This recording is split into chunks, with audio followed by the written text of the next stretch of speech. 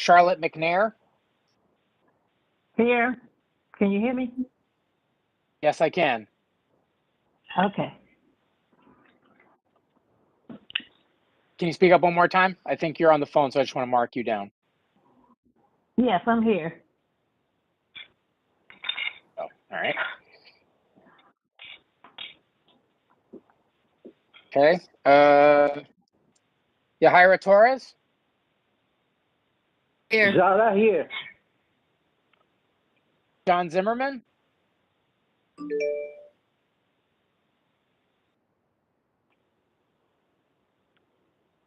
Michael Tublin. Present.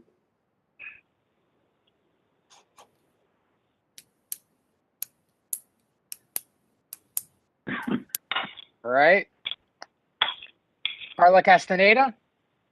Here. Michael Belvin.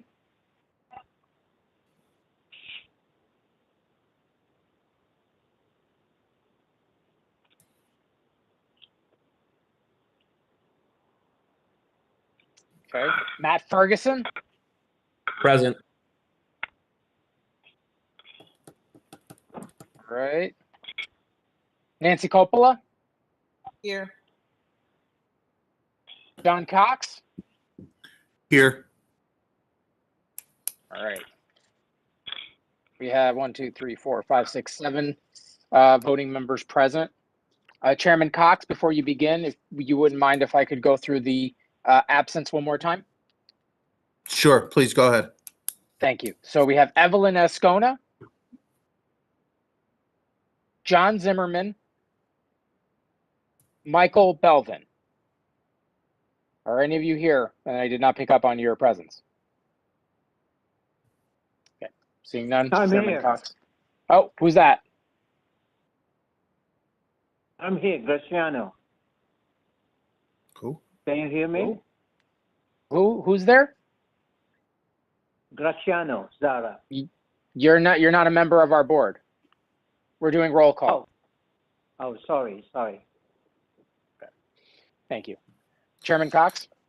Sure. Dan, can we have the public announcement, please? Certainly. Please be advised that the notice requirements of the Open Public Meeting Act have been complied with and satisfied, and that the annual notice, which gives sufficient notice of the time, place, and conduct of all public meetings of the City of New Brunswick's Zoning Board of Adjustment, has been filed with City Clerk and has been placed on an appropriate bulletin board and posted in the back vestibule of City Hall, visible to the public through the windows in the lobby of City Hall of New Brunswick, New Jersey, has been transmitted to the official newspaper of the City of New Brunswick, namely the Home News Tribune and Star Ledger. The City Zoning Board of Adjustment intends to meet on a regular schedule and meet the guidelines of the Open Public Meeting Act by utilizing teleconferencing and video systems. Public participation at public meetings has been revised, and the public may participate through a conference call-in system. The public is encouraged to call into the call-in system through the phone numbers and access codes transmitted in the above notice of the Home News Tribune and Star Ledger and posted in the back vestibule of City Hall, visible to the public through the windows. During public comment periods, I will first read comments issued to the board, and then those on call-in lines who have interest in addressing the board will be organized by last name and then called upon to speak. All organized members of the public will speak once or for no more than 5 minutes in any given public meeting portion. A timer will chime at the completion of each 5-minute period. I will notify you that your time has expired. Public needing assistance accessing the call-in number should call the planning department at 732-745-5050. Salute to the flag. I pledge allegiance I salute to the flag of the United States of America to and the to the republic for which it stands, one nation, under God, under God, indivisible, indivisible, with liberty and justice. Yeah. Minutes of the board's January 24th, 2020 meeting. All right, Chairman Cox, eligible voters for the minutes are, did I grab the wrong sheet? Let's stick to the back here. Okay, wait. Oh, we don't have it. We'll have it for March. All right, so these are, all right, none. All right. All right, then we'll move right into the public hearings. Robert and Linda Leckie, 155 Livingston Avenue, Block 181, Lot 4, ZB 2021-05. Variance application with site plan waiver to convert the first floor of an existing mixed-use building from an office to residential use. A total of 4 residential units and 4 off-street parking spaces are proposed. Zoning District C-3A, Community Professional Office, Tom Kelso, Esquire. I believe this is being held till next meeting, and that this will be the notice for that hearing, and the hearing will be on March 28th, 2022. Am I correct, Mr. Aithal? Yes, that's correct, Chairman Cox. Okay. Thank you. So if anyone is here for this hearing on this application, this is held till March 28th, 2028, and this is your notification for that application. All right, with that, we'll move on to the next application. Peter and Allison Travertov, 28 Stone Street, Block 71, Lot 51.02, ZB-2021-13. Application with D4 FAR and C variance to demolish the existing 2-family residence on the site and build a new 2-unit, 8-bedroom residence on the existing foundation. There are no existing or proposed parking spaces on site. Zoning District R5A, single and 2-family residential.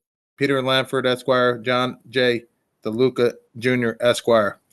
I believe that there was a issue with the notice for this application, and that this is going to be held until the new notice is published, and that the applicant would have to notice all relative residents in the area. Am I correct, Mr. Aithal?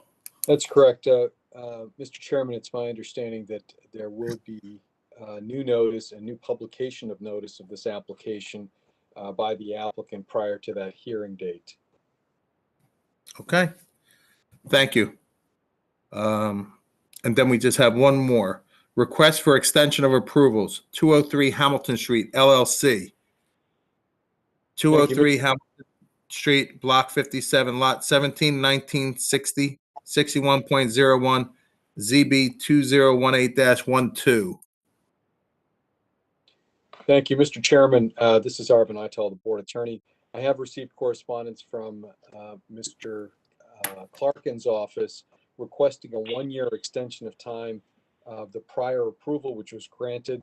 Now, under the municipal land use law, the board may grant up to 3 1-year extensions of the approval if the applicant can show that despite diligent efforts to obtain outside agency approvals, that they're unable to do so. It's my understanding that the applicant has attempted to receive approvals from the county planning board and I believe DNR Canal, and this would be a request for a second 1-year extension of time. All right. Do I have a motion from any board member to grant the 1-year extension for this applicant? But Hi, prior, this is Nancy Coppola. I make the motion to grant it. All right. Thank you, Nancy. Mr. Aithal, were you going to say something before we went into the vote? yeah, before we go into the vote, it's also my understanding that Mr. Ferguson will be recusing himself from considering the extension of time. That's correct. I'll just go on silent until after this matter is decided. I'm sorry, Mr. Chairman, there was a motion by Ms. Coppola. I second the Yes. motion. Yahaira Torres.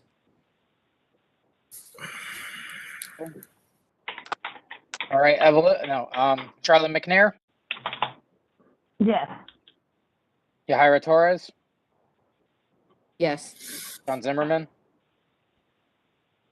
Oh, he's absent. Michael Tublin, Yes.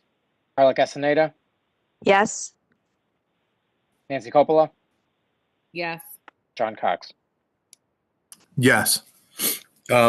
Seeing that we had a motion and approved for that, we now have a resolution for this to be accepted. Arvin,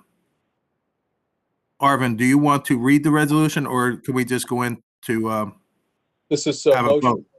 vote? You can go right into a vote. This is a motion to, or a motion to adopt a resolution approving the 1-year extension of time, and this would be the second extension for 1 year. That was provided to the board members in their packet, and this will be made available to the public as well.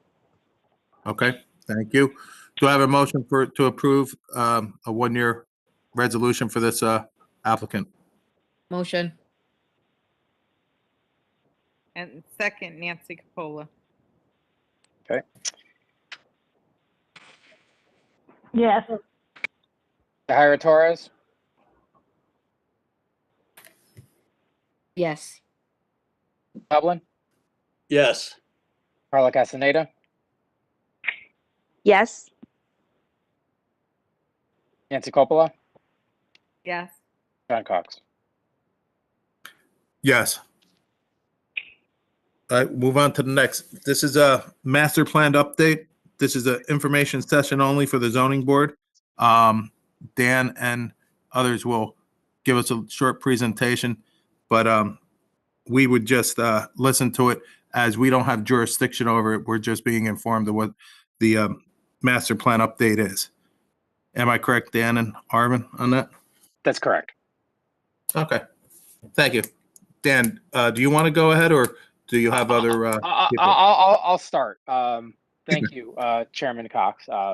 Tonight, we have a representative or two from CME, which is the firm that was contracted to perform the city's master plan. I believe I see Mr. Reinertsen from CME, who has gone on camera. And Ron, if you're going to, is it Pat or Ron? Which one of you are going to take away? I'm going to take the lead, and thank you everyone for having us. Before I start sharing the screen, I'm Ron Reinertsen with CME, and we've been working with the city to really just update the master plan, and we'll just go over what the master plan process is.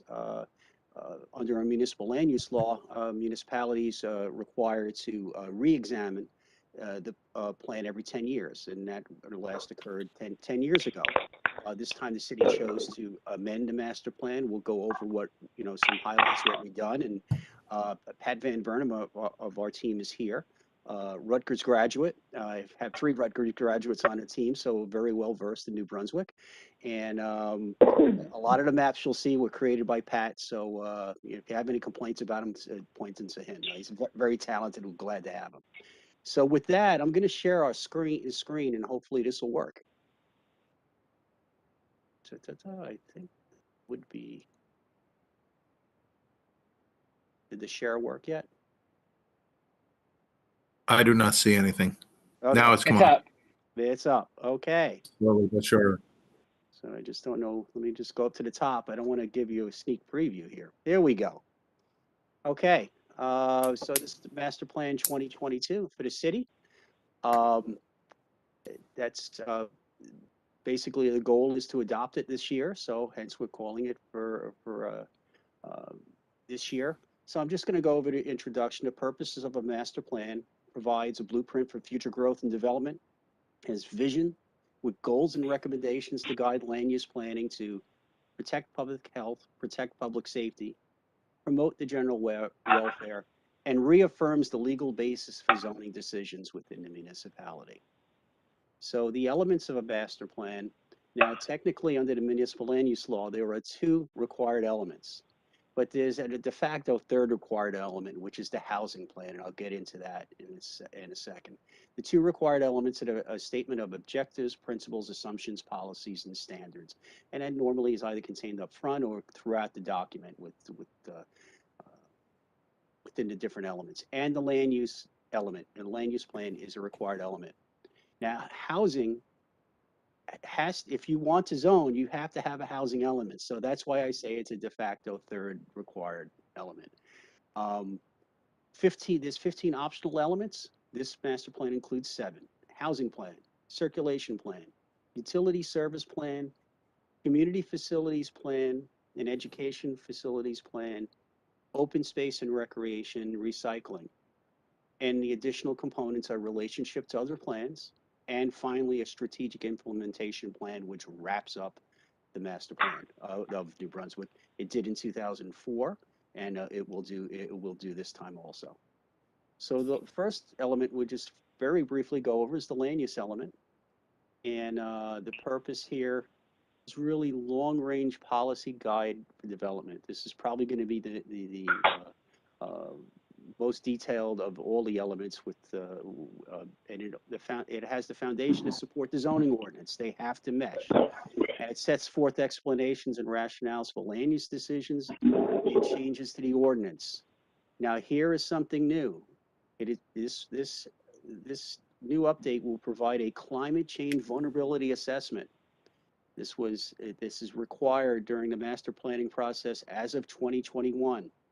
The city is probably going to be one of the first municipalities to have a climate change vulnerability assessment in the state. So I think that was my introduction, and here's the map of the that's going to be part of the land use element. It has existing land use and zone districts within the city, and I think it's important to say all this mapping will be available to the city to use in the future using the latest technologies. It's going to be a great asset for the city going forward. And with that, I think I'm going to turn it over to Pat Van Burnham to start discussing, starting with the housing plan element. Pat, it's all yours. Thanks, Ron. Hope that everybody can hear me all right. So as Ron said, the housing plan would be next. And as he said too, it kind of becomes one of those de facto plan elements because it is required in order to zone. So the housing plan that we produced looked to address the housing supply throughout the city and pay particular attention to low income and moderate income populations within the city, where they are, and the adequacy of the existing housing stock and at supplying housing to those populations. There we have some vacant parcels that are identified in the city as part of the housing element, which kind of could get towards the recommendations that we have for the element, that in order to provide more adequate housing for the populations that need it.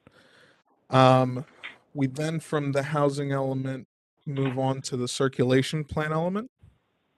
The circulation plan element looked at existing pieces of infrastructure that are critical to the city, not just for cars, but also for buses, trains, bicycles, pedestrians, and other relevant forms in the city. The first example coming to my mind is the scooters that make their way around the city. So, look at the adequacy of the existing transportation infrastructure, and also look at the current availability of parking that's in the city, and look to see how that is serving those not only that are residents of the city, but also those that are visiting and working in the city. And then from there, we look at things like street classification. Can you go back to that, or can you go down to the next slide, Ron? I'll go to the map. Sure. I'm controlling the screen. My So maps. Pat, yeah, we got to coordinate. Yeah, my maps. So another thing too that we looked at as part of this element was the street classifications, which is something that was done in the 2004 plan, basically identifying what the city views as collector streets, minor arterial streets, and principal arterial streets. Freeway is, it's pretty standard what a freeway is, but looking at how these different streets are classified within the city and how they function within the city in getting cars around particularly. The next element that we looked at was the utility service plan.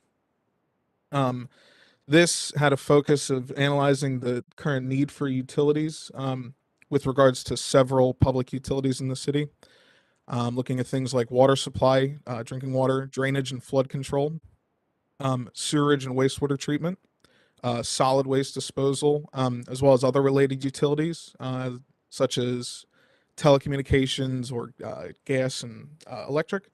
And then looking at prior reports that had been done in order to identify future, general location of utility facilities and the potential increase in need for water and wastewater treatment and things such as that based on plan developments that are within the city.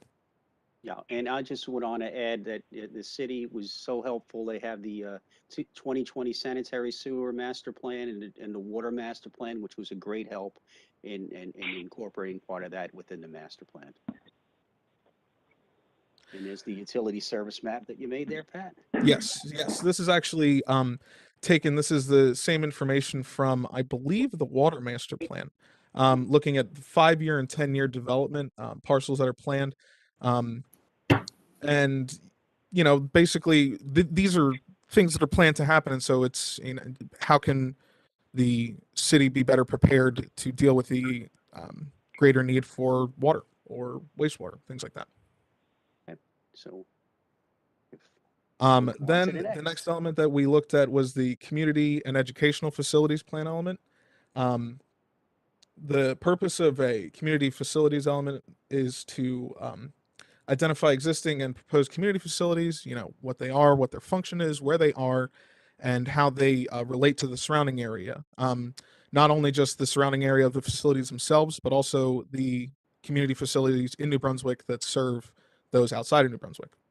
That element then goes on to discuss the educational facilities within the city, particularly with regards to the public schools, the private schools, and higher education facilities such as Rutgers. One of the plans that we used for this was the public schools long-range facilities plan, and looking at the goals and the purposes from that to sort of influence public education in the city. And these are going to be these elements are going to be part of one community and educational facilities element, not two separate. And this other communities facilities map was information that we basically took from the 2004 plan, looked at what the community facilities that were identified in that were, and then looked to see if they are still functioning in the same capacity now. So this would be a more up-to-date map from the 2004 plan. Okay, we'll move on. Then we went on to look at the open space and recreation plan element. This has to do with looking at the recreation and open space inventory in the city, what is declared as a ROSI property, a recreation and open space inventory property, to Green Acres. And looking at the system of parks and public sites for recreation in the city, both on an individual level and then how they're connected to one another, and how the entirety of the inventory within the city functions, and then looking and providing recommendations on those existing parks. Here we can see the updated recreation open space inventory properties called out in green. This was something where Ron had a big hand in identifying what was listed as a parks property, and then if it was functioning as said parks property. And so looking to see how the inventory, the open space inventory functioned as a whole. We then move on to the recycling plan element. And this is the purpose of a recycling plan element is also to look at trash collection, but it's to look at the efficient and effective methods of recycling and trash collection in the city, identifying existing refuse and recycling requirements, and looking at ordinances and policies and recommendations that we can that can be implemented in order to help that. And here we have the new recycling schedule. This is something that gets distributed to residents, and so basically just identifying zone 1 and zone 2 and the schedules that accompany those zones. We then looked at the relationship to other plans. I mentioned before that I think it was in community facilities that we had to consider those outside of New Brunswick. That's what the relationship to other plans also does.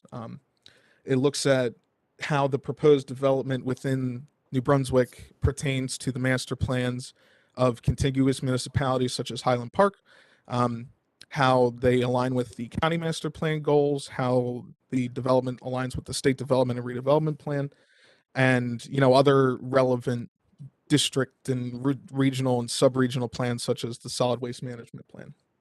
Here we see New Brunswick and said surrounding municipalities. So I said Highland Park to the north and Piscataway, and considering everything that shares a border with the city. Okay, and finally, I'm just going to wrap it up here, and what the capstone of the master plan will be the strategic implementation plan. It's the final section of the master plan. It's going to provide an action and implementation plan for the master plan, which contains the following. It's going to have recommendations from each master plan element. It'll be in the element, but we're going to have it at the end. So while you can read the different elements, if you want to go to this strategic implementation plan, it's all going to be summarized up. And not only that, it's going to provide implementation strategies and it should say, and recommendations. And with that, I got to say, show a nice photo of the city. And in conclusion, thank you all for having us tonight. Thank you. All right. Let me just Stop, stop sharing that's the it? screen. Yeah, that's it. So let me just go stop sharing the screen. Second. I think I stopped. There we go. Yes. Hey, Arvin, at this time, do we open it up to the public for comment on this? There is a public portion, so the next agenda item, I believe, is other business, and then opening it up to the public, right? Okay, so, yes. Chairman, just a regular comment session. Just the regular other matters of interest to the public? That's Okay. correct. All right, thank you. This is Michael Belvin. I just joined the call, so. Thank you, Michael. Okay. I'll put you in. Thank you. Noting. All right. right. Time is at 7:32. Okay. Okay, at this time, I'll.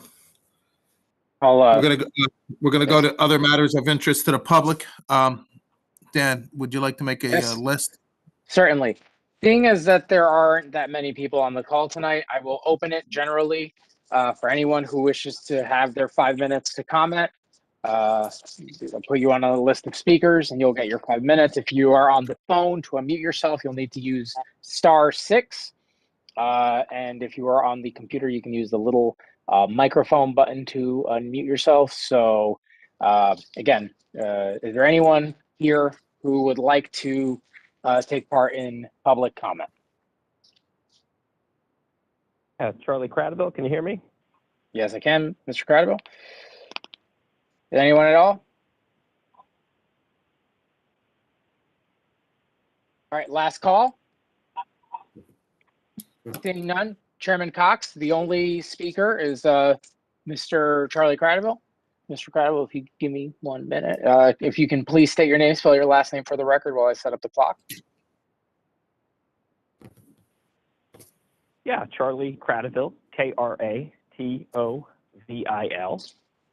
Sedam Street resident in New Brunswick. All right, thank you, Mr. Cradaville. Your time begins now. Great. I'm also the editor of New Brunswick Today, community newspaper here, as you know, and appreciate the presentation on the master plan. I know at a prior meeting, the planning director told me that there were going to be some additional public hearings.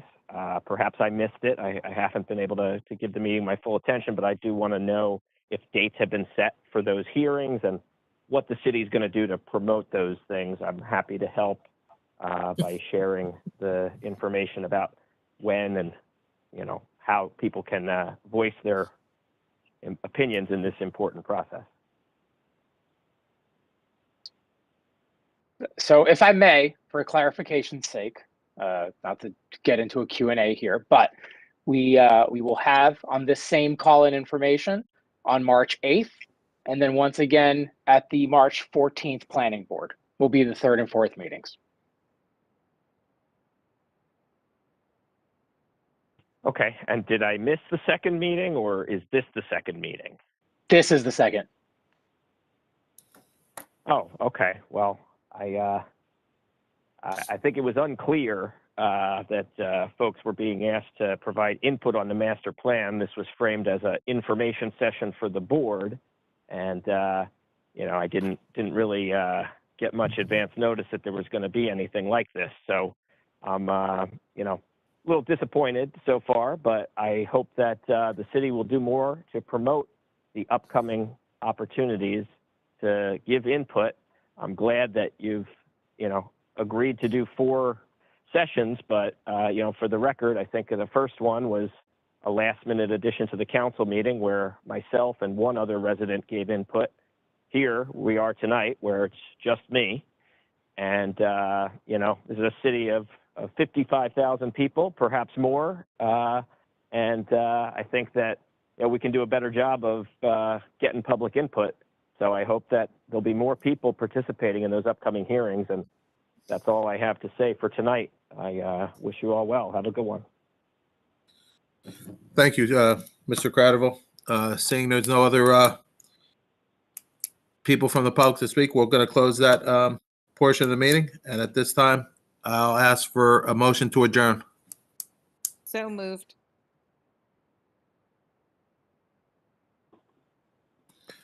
Second.